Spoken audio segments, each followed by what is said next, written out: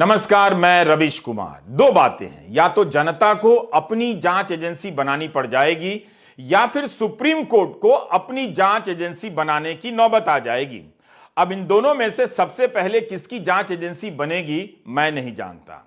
जिस तरह से सरकार की जांच एजेंसियों पर विपक्ष विरोधी होने के आरोप लग रहे हैं, उसे देखते हुए जनता और सुप्रीम कोर्ट को अपनी जांच एजेंसियां बनाकर देश को दिखाना ही होगा कि उनकी एजेंसियां सरकार की एजेंसियों से बेहतर काम कर सकती हैं। स्कूलों में होमवर्क दिया जा सकता है कि जांच एजेंसियों के सदुपयोग और दुरुपयोग पर निबंध लिखिए। मेघालय में सीबीआई नहीं जाती, कर्नाटक में नहीं जाती, बिहार चली जाती है, महाराष्ट्र में विपक्ष के यहां चली जाती है, दिल्ली चली जाती है। यह तस्वीर आज की है और मेघालय की राजधानी शिलांग की है। यहां कोनराड संगमा को मुख्यमंत्री का शपथ दिलाया गया और इस मौके पर प्रधानमंत्री नरेंद्र मोदी और गृहमंत्री अमित शाह भी मौजूद देखे जा सकते हैं। चंद रोज पहले मेघालय के चुनावों में अमित शाह आरोप लगाते थे कि मेघालय की सरकार देश में सबसे भ्रष्ट है। आज उसी मुख्यमंत्री को दोबारा शपथ दिलाने के कार्यक्रम में अमित शाह भी हैं और प्रधानमंत्री मोदी भी। देश के सबसे भ्रष्ट सरकार का साथ देने की इस बेताबी को आप कैसे समझेंगे? मेघालय में बीजेपी 60 सीटों पर चुनाव लड़ी थी, 58 पर हार गई, 2 सीटें मिली हैं, 97% असफल होने की दर है। कहीं से यह शानदार सफलता तो नहीं है, मगर सबसे भ्रष्ट सरकार में शामिल होकर, शपथ ग्रहण में शामिल होकर प्रधानमंत्री और गृहमंत्री जनता को कैसे समझा लेते हैं, यह भी कमाल की बात है।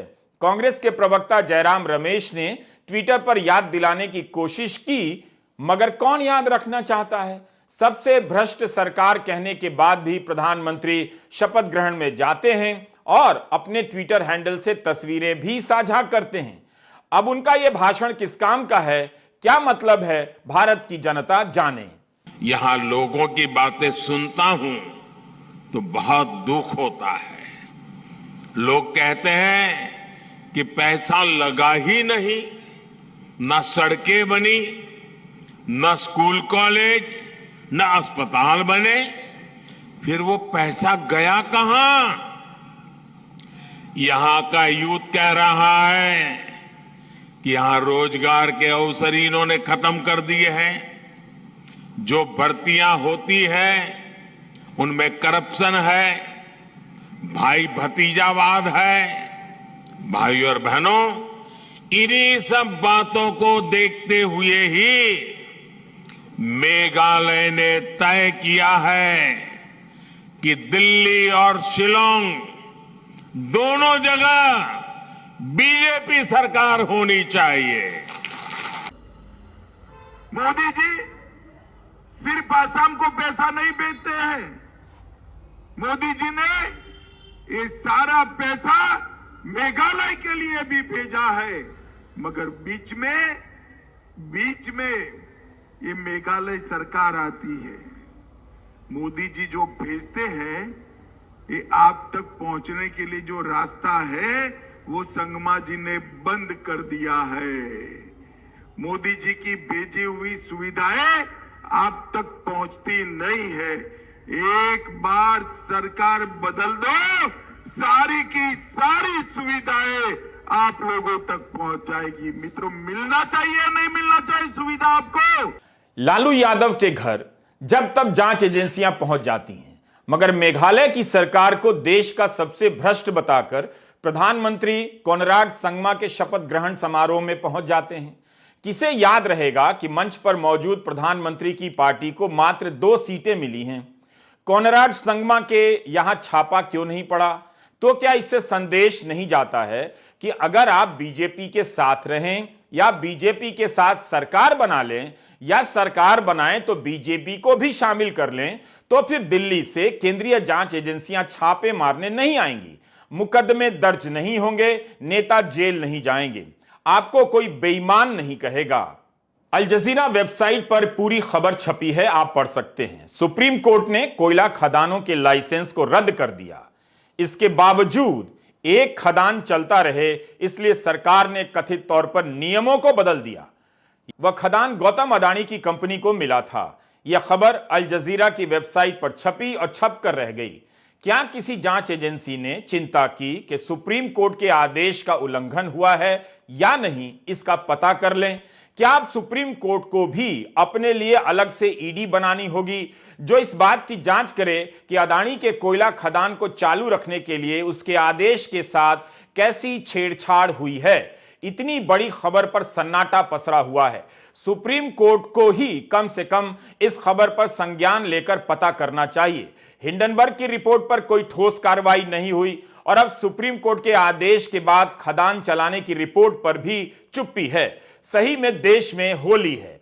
आम आदमी पार्टी के सांसद संजय सिंह ने ईडी को पत्र लिखा है कि अदानी समूह को कोयला खदान दिया गया है, उसमें धांधली हुई है, उस संदर्भ में मुलाकात का समय चाहते हैं। संजय सिंह ने आरोप लगाया है कि 1 लाख करोड़ तक के कथित तौर पर राजस्व का नुकसान हुआ है। लेकिन अडानी के मामले में मोदी की सीबीआई, मोदी की ईडी और नरेंद्र मोदी जी खामोश चुप रहते हैं, क्योंकि ये अडानी जी घोटाला है। और किसके राज में हो रहा है? अडानी के मित्र आदरणीय नरेंद्र मोदी जी के राज में हो रहा है। 1 लाख करोड़ रुपए का कोयला लूटा जा रहा है, उसकी व्यवस्था अडानी के लिए मोदी जी ने बना दी, लेकिन कोई सीबी, कोई ईडी, कोई कार्रवाई नहीं। ये सुप्रीम कोर्ट के आदेश से अगर छेड़छाड़ हो जाए, नियम में कुछ नियम जोड़कर बंद खदान को चालू कर दिया जाए और एक आदमी के खदान को चालू कर दिया जाए, अगर यह रिपोर्ट छपी है तो इस पर आगे की कार्रवाई क्या होनी चाहिए? क्या चुप रह जाने को हम कार्रवाई मान लें? आप जानते हैं कि ईडी के निदेशक संजय कुमार मिश्रा के सेवा विस्तार को सुप्रीम कोर्ट में चुनौती दी गई है। इस मामले में कोर्ट के एमिकस क्यूरी केवी विश्वनाथन ने कहा है कि मिश्र को जो सेवा विस्तार दिया गया है वो गैर कानूनी है। उन्होंने कोर्ट को बताया कि इस प्रकार का विस्तार किसी व्यक्ति विशेष के बारे में नहीं, पर सैद्धांतिक रूप से गैर कानूनी और कोर्ट के पुराने फैसलों के विपरीत है, जिनमें इस तरह के पदों को बाहरी प्रभाव से बचाए रखने पर जोर दिया गया है। अब सोचिए, जिस जांच एजेंसी ने विपक्षी दलों के यहां छापे मारने में महारत हासिल कर ली है, उसके निदेशक का ही मामला जांच के दायरे में है। कोर्ट ने फैसला नहीं दिया है, मगर कोर्ट के मित्र वकील ने कहा है कि इन्हें गैर कानूनी तरीके से सेवा विस्तार दिया गया है। क्या विपक्ष के आरोप में दम नजर नहीं आता कि इन एजेंसियों का इस्तेमाल कर विपक्ष को ही खत्म किया जा रहा है? क्या अब भारत की जनता इन सवालों को टालने लगी है और सरकार अपने इस काम में बेलगाम हो चुकी है? आप इन दोनों को तो जानते ही होंगे। लालू प्रसाद यादव ज्यादा लोकप्रिय चेहरे हैं तो बताने की जरूरत नहीं, मगर विनय कुमार सक्सेना भी कम लोकप्रिय चेहरा नहीं है। ये दिल्ली के उपराज्यपाल हैं, पर इन दोनों में कोई समानता नहीं है। फिर भी मैं इनकी बात क्यों कर रहा हूं? अब देखिए, लालू प्रसाद यादव सिंगापुर से किडनी ट्रांसप्लांट कराकर आते हैं और कुछ दिनों के भीतर जांच एजेंसियां उनके घर पहुंच जाती हैं। सीबीआई की टीम जमीन के बदले नौकरी के कथित घोटाले के मामले में पूछने के लिए दिल्ली पहुंच जाती है। डॉक्टरों ने लालू यादव को भीड़ से दूर रहने के लिए कहा है ताकि ट्रांसप्लांट के बाद संक्रमण ना हो जाए। उम्मीद है सीबीआई ने इन सब बातों का ख्याल रखा ही होगा। फिर भी ट्रांसप्लांट के बाद जांच एजेंसी का सामना करने की मानसिक और शारीरिक शक्ति की जरूरत तो पड़ती ही होगी। दिल्ली के उपराज्यपाल विनय कुमार सक्सेना स्वस्थ हैं और हम उनके सुंदर स्वास्थ्य की भी कामना करते हैं। इनके बारे में एक खबर छपी है, इन्हीं के कारण यह खबर छपी है। 1 मार्च 2023 को विनय कुमार सक्सेना ने अहमदाबाद की एक मजिस्ट्रेट अदालत में अर्जी दायर की कि उनके खिलाफ चल रही एक क्रिमिनल ट्रायल को अस्थायी रूप से टाल दिया जाए जब तक वो उपराज्यपाल के पद पर हैं। 2002 में मेधा पाटकर पर हमला करने के आरोप में यह केस दर्ज हुआ था। सक्सेना के अलावा अहमदाबाद के एलिस ब्रिज से भाजपा एमएलए और अहमदाबाद के पूर्व मेयर अमित पोपटलाल शाह, वेजलपुर से भाजपा विधायक अमित ठाकर और कांग्रेस लीडर रोहित पटेल इस केस में ट्रायल का सामना कर रहे हैं। दिल्ली के उपराज्यपाल का कार्यकाल 5 साल का होता है। क्या संवैधानिक पद पर बैठे किसी व्यक्ति को इस तरह की छूट मिलनी चाहिए?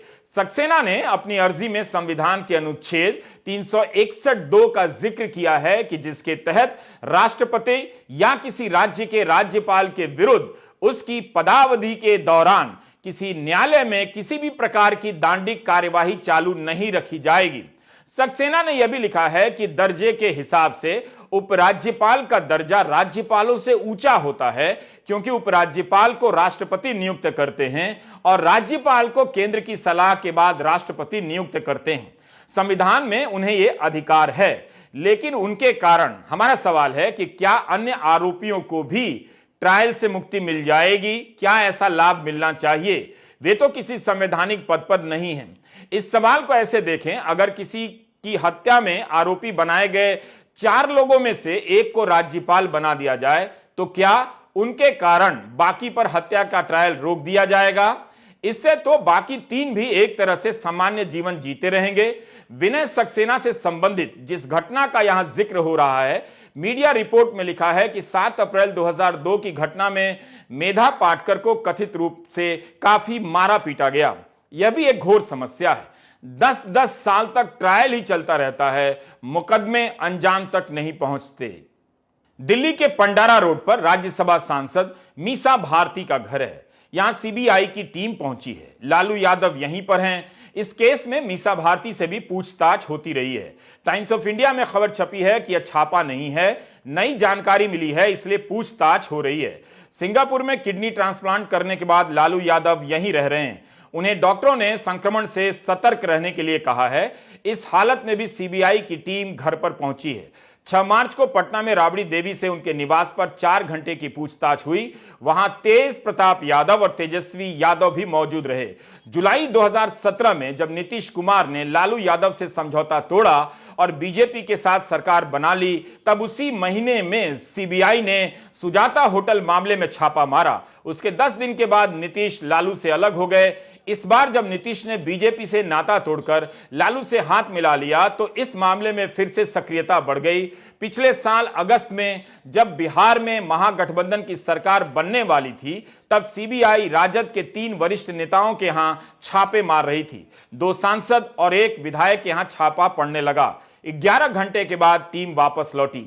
इसी मामले के तहत छानबीन की गई, जिसमें अभी राबड़ी देवी और लालू प्रसाद यादव से पूछताछ हो रही है। इस मामले में चार्जशीट पेश हो चुकी है। चारा घोटाला में बेल मिलने के कुछ हफ्ते बाद मई 2022 में सीबीआई लालू प्रसाद यादव और राबड़ी देवी सहित 16 लोगों के खिलाफ मामला दर्ज करती है। इस मामले में कई अन्य लोगों से पूछताछ होती रही है। 5 साल से अधिक समय बीत चुका है। पूछताछ, छापा, सर्वे, चार्जशीट वगैरह ही चला जा रहा है। टाइमिंग पे भी सवाल उठ रहे हैं। टाइमिंग अब जिसको जो आकलन करना हो करता रहे। जिस दिन ये नई सरकार बनी है उस दिन से हम कह रहे हैं कि हर महीने तो होता ही ना भाई, तो इसमें कोई फर्क पड़ रहा है किसी को? ये तो बिहार की जनता देख ही रही है कि क्या हो रहा है। सर, आप लोगों ने चिट्ठी लिखी है पीएम को, उसका क्या असर होगा? अब हम लोगों ने चिट्ठी लिखी है, तो असर क्या होगा नहीं होगा तो वही बता पाएंगे। लेकिन सभी लोगों ने मिलकर के लिखा है और ये प्रधानमंत्री जी को तो वो तो वही बताएंगे कि भाई उसका जवाब देना है नहीं देना। हालांकि इससे पूर्व में भी कई बार कई अलग अलग मसलों पर भी चिट्ठी लिखी गई हो, तो प्रधानमंत्री जी ने जवाब दिया नहीं। अच्छा, तमिलनाडु बिहार के उप मुख्यमंत्री तेजस्वी यादव के ट्विटर हैंडल पर एक ट्वीट है जो सबसे पहले दिखता है। 26 दिसंबर 2017 के इस ट्वीट में तेजस्वी ने लिखा है कि अगर लालू जी बीजेपी से हाथ मिला लेते तो वे आज हिंदुस्तान के राजा हरिश्चंद्र होते। तथाकथित चारा घोटाला 2 मिनट में भाईचारा घोटाला हो जाता अगर लालू जी का डीएनए बदल जाता। लालू यादव को अपना किडनी देने वाली बेटी रोहिणी आचार्य ने ट्वीट किया है कि पापा को लगातार परेशान किया जा रहा है। अगर उन्हें कुछ हुआ तो मैं किसी को नहीं छोड़ूंगी। पापा को ये लोग तंग कर रहे हैं। अगर उनके तंग करने के कारण उन्हें जरा भी परेशानी होगी तो दिल्ली की कुर्सी हिला देंगे। अब बर्दाश्त करने की सीमा जवाब दे रही है। सारा देश भाग्यवादी हो चला है। हम सब समय पर छोड़ देते हैं। फर्जी मुकदमों में किसी को फंसा दीजिए, वो इसे इंसाफ की लड़ाई समझकर 20-20 साल लड़ता रह जाता है। ऐसा किसी एक के साथ होता और फिर नहीं होता तो समझा जा सकता है, मगर एजेंसियों के दुरुपयोग से प्रताड़ित करने का खेल चलता चला जा रहा है। केवल राजनेता ही इस आदत की चपेट में नहीं है, आम जनता भी फर्जी मुकदमों में फंसाई जाती है। भारत में लगता है फर्जी मुकदमों की मान्यता असली मुकदमों से कहीं ज्यादा है। आदमी जल्दी स्वीकार कर लेता है और अपना जीवन और संपत्ति झोंककर इंसाफ की फर्जी लड़ाई लड़ने में लगा दिया जाता है। बर्बादी में अपना उद्देश्य बड़ा कर लेता है। वो फर्जी मुकदमा करने वाले अफसरों का कुछ भी नहीं बिगड़ता। वो मनचाहा राजनीतिक प्रसाद लेकर या आम लोगों से घूस लेकर अपना महल खड़ा कर लेते हैं। आपका घर उजड़ जाता है। हम ऐसी व्यवस्था ही नहीं बना सके किसी भी सरकार में जहां किसी पर गलत आरोप लगाने या बरसों तक गलत आरोप लगाकर जेल में डालने से किसी अफसर के हाथ कांपने लग जाएं। आधार होने के बाद भी जमानत ना देने पर किसी जज के फैसले की समीक्षा की हमारे देश में क्या व्यवस्था है? कितनी बार यह बात बताई जाए कि कर्नाटक में ठेकेदारों के संगठन ने आरोप लगाया है कि बीजेपी के विधायक 40% कमीशन मांगते हैं और घूस खाते हैं। अगर भ्रष्टाचार को लेकर ईमानदारी होती तो मोदी सरकार की एजेंसियां कथित रूप से घूस मांगने वाले बीजेपी विधायकों के घर घर से सारे कैश निकाल रही होती, जैसा इस खबर में देखने को मिलता है। बीजेपी विधायक मदल विरूपक्षप्पा के बेटे 40 लाख घूस लेते पकड़े गए और बेटे के घर और कार्यालय से करोड़ों का कैश भी बरामद हुआ। इस मामले में कर्नाटका हाई कोर्ट ने विरूपक्षप्पा को अग्रिम जमानत दे दी है। इनके बेटे का ठिकाना फिलहाल पता नहीं। इतना पैसा जो घूस लेता होगा, क्या वो मनी लॉन्ड्रिंग नहीं करता होगा? तो फिर केंद्रीय जांच एजेंसियां क्यों नहीं गई उन पर रेड करने? विपक्ष का सवाल है कि जिनके पास काला धन है, क्या वे बीजेपी में नहीं है या काला धन वाले खुद को बचाने के लिए बीजेपी में लाए जाते हैं? 8 फरवरी 2023 को प्रधानमंत्री ने लोकसभा में कहा कि भ्रष्टाचार की जांच करने वाली एजेंसियों के बारे में बहुत कुछ कहा गया और मैंने देखा कि बहुत सारे विपक्ष के लोग इस विषय में सुर मिला रहे थे। मिले मेरा तेरा सुर। प्रधानमंत्री आगे कहते हैं इसी बयान में कि आदरणीय अध्यक्ष जी, मुझे लगता था कि देश की जनता देश के चुनाव के नतीजे ऐसे लोगों को जरूर एक मंच पर लाएंगे, लेकिन वो तो हुआ नहीं। लेकिन इन लोगों ने ईडी का धन्यवाद करना चाहिए। ईडी के कारण ये लोग एक मंच पर आए हैं। ईडी ने इन लोगों को एक मंच पर ला दिया है। लेकिन क्या यही बात बीजेपी के बारे में नहीं कही जा सकती है कि ईडी के कारण विपक्ष टूट टूट कर बीजेपी में जा रहा है और बीजेपी के लोगों के यहां जांच एजेंसियां कदम तक नहीं रखती हैं? महाराष्ट्र में भाजपा की सरकार बनने के बाद कुछ भाजपा नेताओं को मुंबई पुलिस के आर्थिक अपराध प्रकोष्ठ ने क्लीन चिट दे दिया। त्वरित कार्रवाई करते हुए दिसंबर जनवरी 2023 में 4 भाजपा नेताओं को क्लीन चिट मिली है। कर्नाटक में जांच नहीं होती है। दिल्ली में मनीष सिसोदिया जब गिरफ्तार हुए तब आम आदमी पार्टी की आलोचना हुई कि जब इन जांच एजेंसियों ने दूसरे दलों के नेताओं को परेशान किया तब आम आदमी पार्टी चुप रही। इस बार अरविंद केजरीवाल ने राबड़ी देवी के यहां सीबीआई की धमक की निंदा की है। उन्होंने एक भाषण में कहा है कि विपक्ष के सदस्यों पर की जा रही रेड शर्मनाक है। यह ट्रेंड बनता जा रहा है कि विपक्ष के जितने भी राज्य हैं उन राज्यों में काम नहीं करने दिया जाएगा। या तो उन राज्यों में ईडी सीबीआई छोड़ के उन विपक्षी दलों को तंग किया जाता है या राज्यपाल के जरिए उनको तंग किया जाता है। यह ठीक नहीं है, क्योंकि जनतंत्र तो तभी चलेगा और देश तो तभी आगे बढ़ेगा जब सारे मिलकर काम करेंगे। यही नहीं, केजरीवाल को केरला के मुख्यमंत्री पिनाराई विजयन का धन्यवाद करना पड़ा है। विजयन ने प्रधानमंत्री को लिखे एक पत्र में कहा है कि मनीष सिसोदिया की गिरफ्तारी से जांच एजेंसियों की कार्यवाही पर सवाल उठते हैं। उन्होंने लिखा है कि अगर जांच में अड़चनों से बचने के लिए गिरफ्तारी के अलावा कोई चारा नहीं था तो और बात थी, पर अगर ऐसा नहीं था तो उनकी गिरफ्तारी से बचा जाना चाहिए था। जांच एजेंसियों के इस्तेमाल को लेकर विपक्ष कब से आरोप लगा रहा है।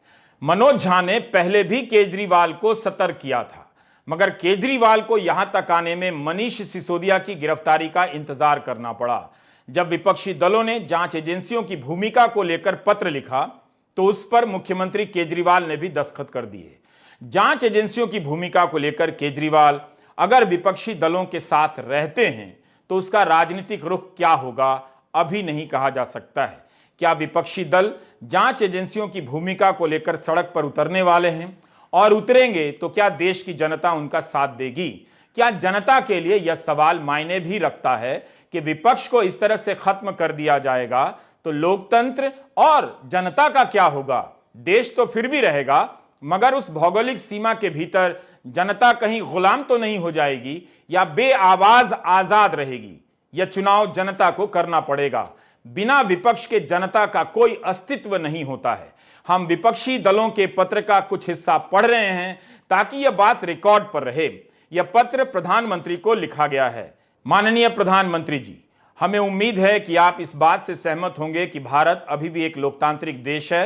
विपक्षी दलों के नेताओं के खिलाफ केंद्रीय जांच एजेंसियों के घोर दुरुपयोग को देखें तो ऐसा लगता है कि हम लोकतंत्र से निरंकुशता की ओर बढ़ रहे हैं। आपके प्रशासन के तहत 2014 के बाद से जिन प्रमुख राजनेताओं पर मामला दर्ज किया गया है, गिरफ्तार किया गया है, उन पर हमला किया गया है और जिन पर जांच एजेंसियों ने मुकदमा चलाया है, उनमें से अधिकांश विपक्ष के नेता हैं। मजे की बात यह है कि भाजपा में शामिल हुए विपक्षी नेताओं के मामले की जांच में जांच एजेंसियां संयम बरत रही हैं। 2014 के बाद से विपक्षी नेताओं को निशाना बनाने, केस दर्ज करने और गिरफ्तार करने की घटनाएं काफी बढ़ गई हैं। इनमें लालू प्रसाद यादव, राष्ट्रीय जनता दल, संजय राउत, शिवसेना, आजम खान, समाजवादी पार्टी, नवाब मलिक, अनिल देशमुख, राष्ट्रीय कांग्रेस पार्टी, अभिषेक बनर्जी, तृणमूल कांग्रेस पार्टी आदि हो सकते हैं। इन घटनाओं को देखते हुए संदेह होता है कि केंद्रीय जांच एजेंसियां केंद्र में शासक वर्ग के सहायक विभागों के रूप में काम कर रही हैं।